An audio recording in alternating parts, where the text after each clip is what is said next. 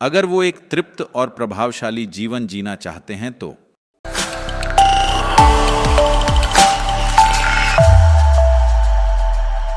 पूरा देश अयोध्या में श्री राम मंदिर को लेकर उत्साहित है। यह सही है, क्योंकि लोग 500 से ज्यादा वर्षों से इंतजार कर रहे हैं और ये अब हो रहा है। इसलिए देश में जबरदस्त उत्साह है। ये सब किस बारे में है?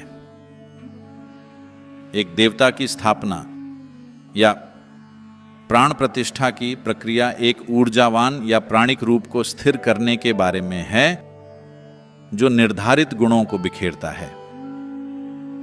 जिन गुणों को हम देवता के रूप में मानते हैं, वो वही गुण हैं जिन्हें हम श्रेष्ठ मानते हैं और जिनकी कामना करते हैं। इस सभ्यता में, जिसे हम हिंदुस्तान कहते हैं, हम ईश्वर के नीचे उतरने की प्रतीक्षा नहीं करते हैं, बल्कि अपने भीतर उस संभावना को पोषित और विकसित करते हैं। इस प्रयास में अपने भीतर एक स्थिर आधार बनाना महत्वपूर्ण है, और इसे संस्कृत में अनुष्ठानम और दक्षिण भारत में अनुष्ठाना कहा जाता है, और हिंदी भाषी लोग इसे अनुष्ठान कहते हैं। ये हमारे भीतर दिव्य संभावना की नींव बनाने का एक प्रयास है, या इस शरीर को शुद्धिकरण प्रक्रियाओं और जीवन को बेहतर बनाने के तरीकों के साथ एक जीवित मंदिर में बदलने जैसा है, जिससे शरीर को ईश्वर के रहने लायक बनाया जा सके। हम यहां जो भी प्राण प्रतिष्ठा करते हैं, उसमें शामिल होने वालों को हमेशा उचित योग साधना दी जाती है। ये साधनाएं अपने भीतर स्थिर आधार बनाने का एक तरीका है, जो उस देवता या ऊर्जा रूप को, जो प्राण प्रतिष्ठा के माध्यम से प्रकट होता है, उसका निर्माण करने के लिए है।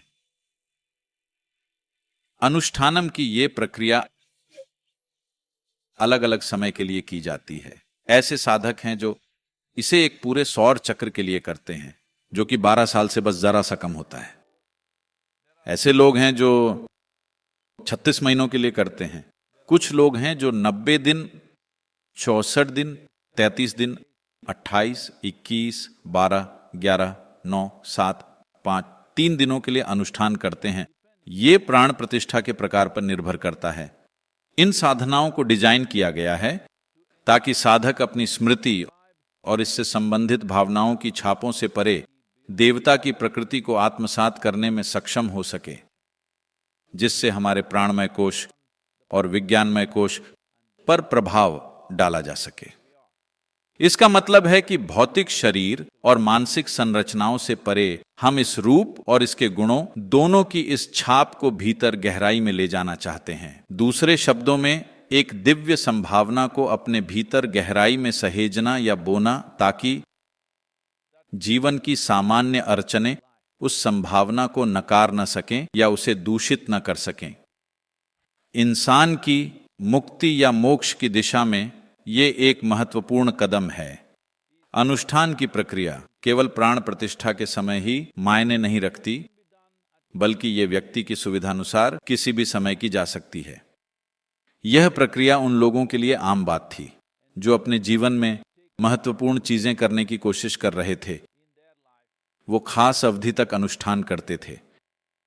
ये चीजें अच्छी तरह से दर्ज हैं कि राजा युद्ध या महत्वपूर्ण अभियानों में जाने से पहले अनुष्ठान किया करते थे, क्योंकि सफलता या आपकी इच्छा के कारण नहीं मिलती है, बल्कि यह सुनिश्चित करने से मिलती है कि आपकी अपनी प्रवृत्ति या काम के निर्धारित पैटर्न आपकी राह में बाधा न बने।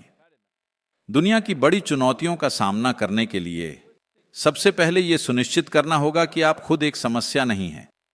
अनुष्ठान एक शक्तिशाली तरीका है जिसमें व्यक्ति के विकास स्तर के अनुसार अलग अलग तरीकों को शामिल किया जाता है, या हर तरह के इंसान के लिए एक विशेष अनुष्ठान तैयार किया जा सकता है। इसे कई तरीकों से निर्धारित किया जा सकता है, जैसे शारीरिक प्रक्रिया या सांस प्रश्वास द्वारा, या किसी विधि विधान या ऊर्जा या चेतना से जुड़ी प्रक्रियाओं द्वारा। हर इंसान को अनुष्ठान करने या इसे करने का एक तरीका खोजने की जरूरत है, अगर वो एक तृप्त और प्रभावशाली जीवन जीना चाहते हैं तो। यह जानकर मुझे बड़ी खुशी हुई कि इस गौरवशाली सभ्यता के राष्ट्र प्रमुख राम पर अनुष्ठान कर रहे हैं, वो राम जिन्हें कई मायनों में एक न्यायपूर्ण, स्थिर और समृद्ध शासन का प्रतीक माना जाता है, केवल एक नेता को नहीं बल्कि भारत के सभी नेताओं और नागरिकों को राम राज्य या एक ऐसा राष्ट्र बनाने के लिए अनुष्ठान करना चाहिए जो नियमबद्ध हो, या एक ऐसा राष्ट्र जो सिद्धांतों और नियमों पर आधारित हो, कानून मानने वाला राष्ट्र हो, जिसे हम धर्म कहते हैं।